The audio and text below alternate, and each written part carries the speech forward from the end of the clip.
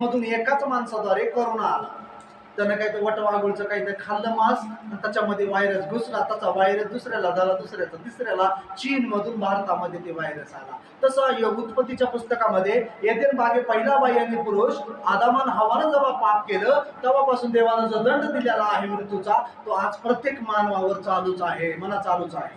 असा कुठला तर आपल्या एरियातला माणूस सांगा की मरत नाही. कोणी तर आहे का असा जीवन हजारो 2000 वर्षाचा?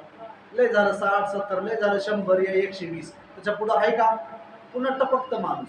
हे का होतं? हे देवानं दिलेला दंड आहे. आणि तो मरतो.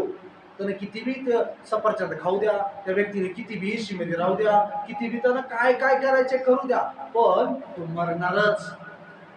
तो बी लपून बसला तर मरण त्याला त्या भोयऱ्यातून बाहेर काढत. तुम्ही कुठल्या बी गावाला असं कुठला देश आहे का मी त्या देशात गेलं तर तिथं मरण येणार नाही?